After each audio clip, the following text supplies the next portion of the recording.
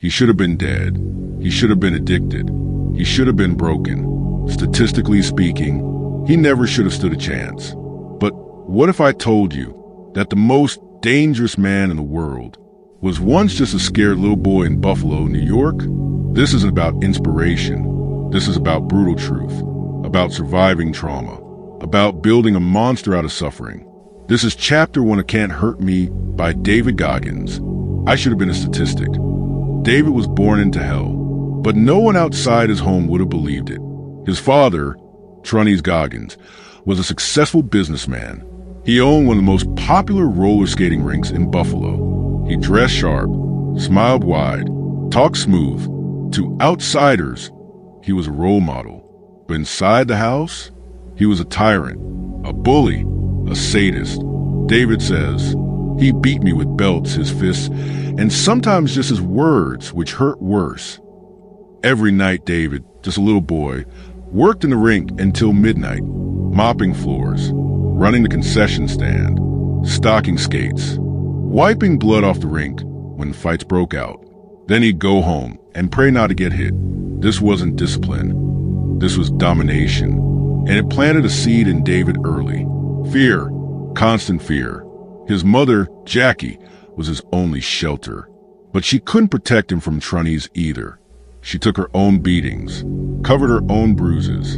And yet, for a while, she stayed. Because sometimes, the devil you know feels safer than the world you don't. Imagine waking up at 5 a.m.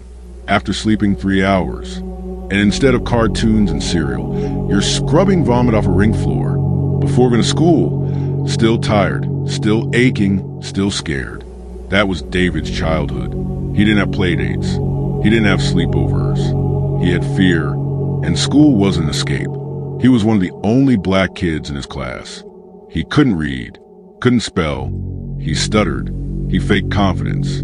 David says, "I didn't know how to spell frog in 3rd grade. Kids laughed. Teachers ignored him. He failed silently because failure had become his normal. The world didn't see a child. It saw a broken product, unfixable, unworthy, and slowly, David started to believe it too. One night, Jackie finally made a choice. She waited until Trunnies left and disappeared with David and his brother. It was cold.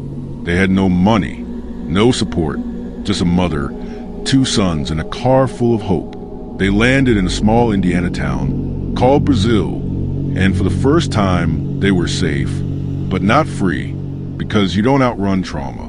You carry it in your body, in your silence, in your shame. David still stuttered, still wore the same dirty clothes, still failed in class, still hated himself. He felt like he was watching life from behind a thick wall of glass, alive but not living, and no one noticed. By middle school, David had stopped trying. He faked illness to skip school. He learned how to cheat on tests. He lied to himself and everyone around him. But here's the truth. He wasn't lazy. He was broken. He wasn't tired, angry, and for the first time, he told himself the truth. Not the soft truth, not the Instagram quote truth, the hard truth. You're fat. You're dumb. You're a coward. You're lying to yourself. You're wasting your life.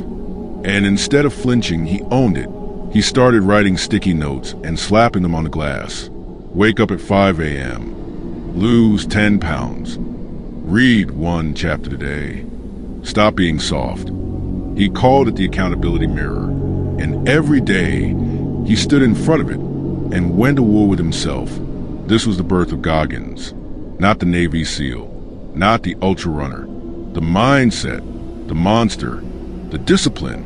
Because before you fix your life, you have to confront your lies. What happens when a boy who believes he's worthless starts to fight back? Something rare. Something savage. David stopped chasing comfort.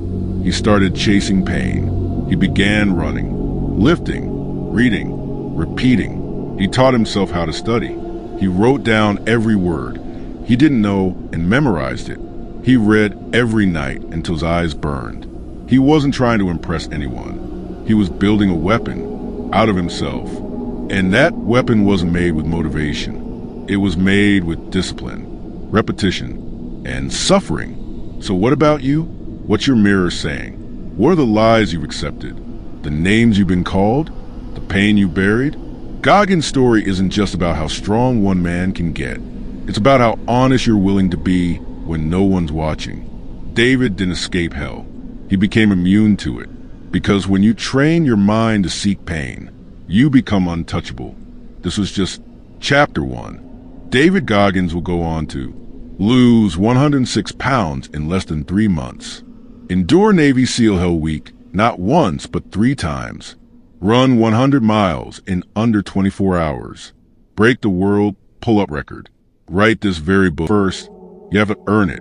David Goggins, Chapter 1. I should have been a statistic. Stay hard.